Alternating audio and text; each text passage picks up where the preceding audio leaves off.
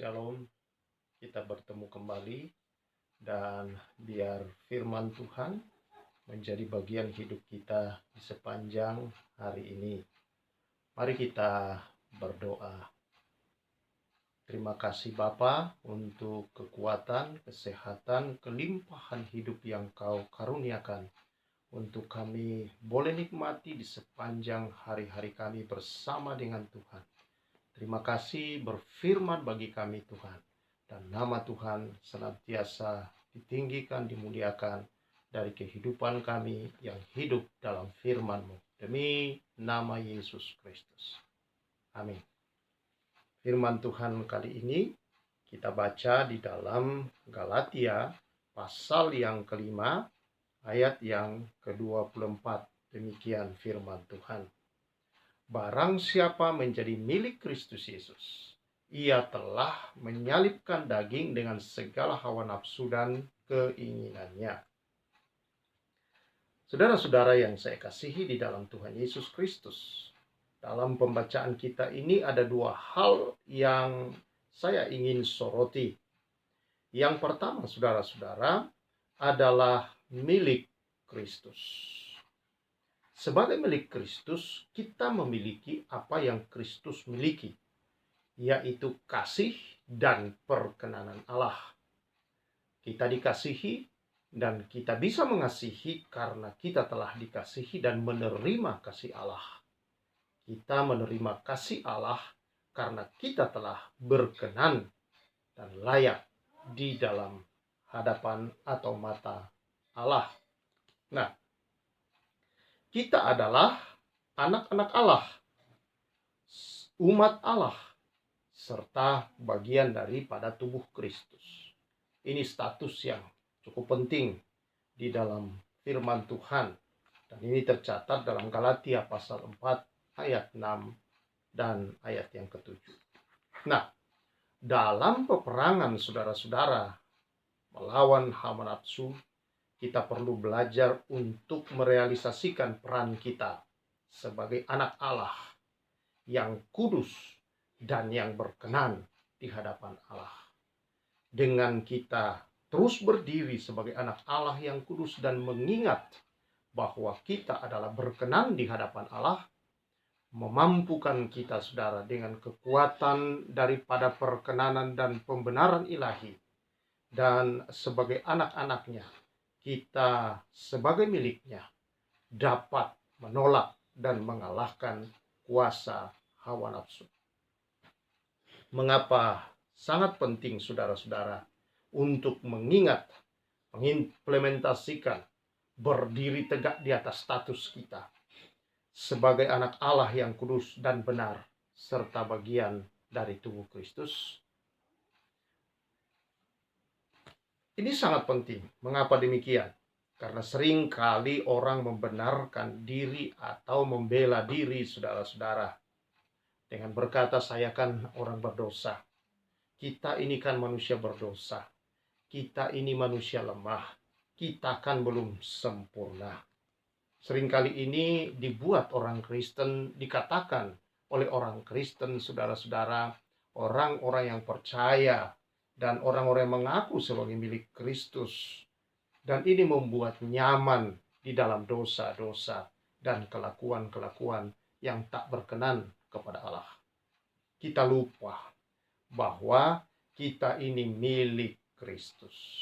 Yang berarti hidup kita di sini, saudara-saudara, yang telah dibenarkan adalah sekarang menyatakan kebenaran Kristus. Dan itulah status kita yang baru. Kita tidak lagi dalam status yang lama sebagai orang berdosa, orang yang lemah, dan juga sebagai orang yang belum sempurna.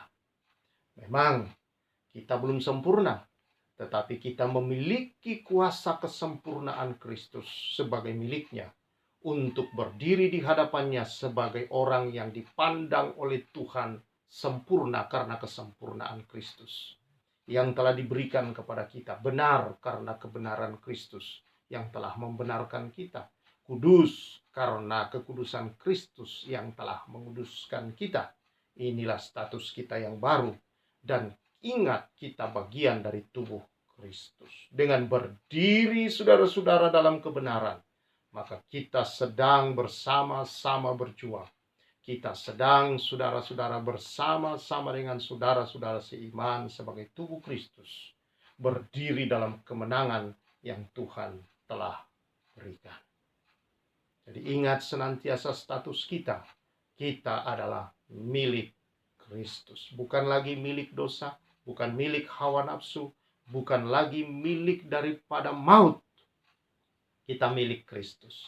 Kita milik dari kemenangan. Kita milik dari Sang Pemenang. Kita milik daripada saudara-saudara kuasa kebangkitannya. Kita milik daripada kasih-Nya. Dan saudara yang kekasih, itulah status kita yang baru. Berdiri tegak atas status itu akan membawa kita berkemenangan di dalam segala hal.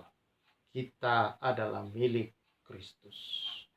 Hawa nafsu, dosa dengan segala bentuknya tidak lagi berkuasa atas hidup kita.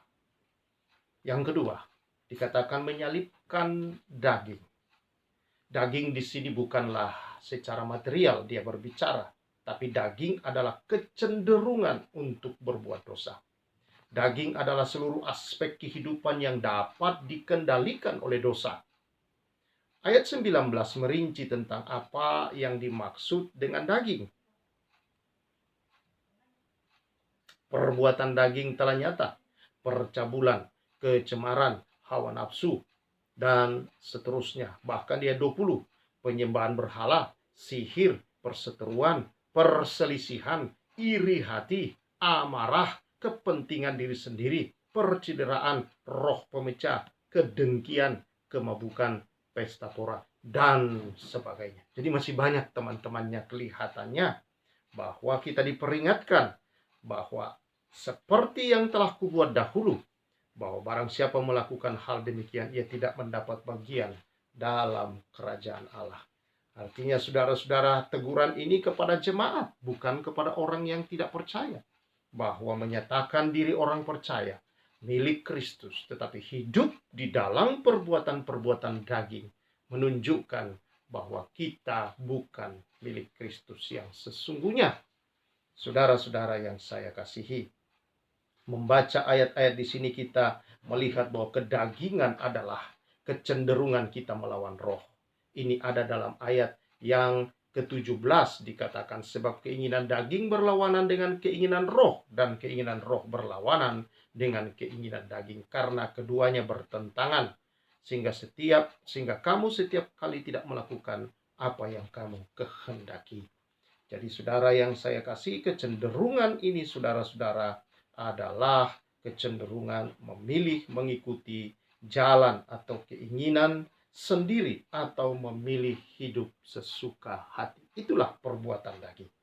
Saudara-saudara, akar permasalahan kita sebenarnya bukan pada kebiasaan buruk kita, tapi karena kita tidak benar-benar percaya bahwa Tuhan mengasihi kita. Kita tidak benar-benar percaya bahwa Dia adalah Allah yang benar-benar baik terhadap kita. Kita tidak puas dengan kebaikan Allah. Kita merasa lebih berbahagia menuruti keinginan sendiri daripada menuruti firman Allah. Inilah yang disebut Alkitab kesesatan. Kita memilih jalan kita sendiri, lalu itulah yang mendatangkan pencobaan atas kehidupan ini. Kita mengikuti keinginan kita sendiri, dan pencobaan demi pencobaan menghampiri diri kita. Saudara-saudara, kebiasaan inilah yang dikatakan oleh Alkitab yang perlu kita salibkan. Namun dalam Galatia 5:24 dikatakan bahwa siapa menjadi milik Kristus Yesus, ia telah menyalibkan daging dengan segala hawa nafsu. Perhatikanlah kata telah menyalibkan. Kapan sebenarnya itu telah disalibkan? Ini berbicara tentang sesuatu yang sudah terjadi di masa yang lampau. Berbicara tentang Kristus yang mati di kayu salib. Bahwa ketika dia mati, dia menyalibkan semua hawa nafsu itu. Perbuatan daging.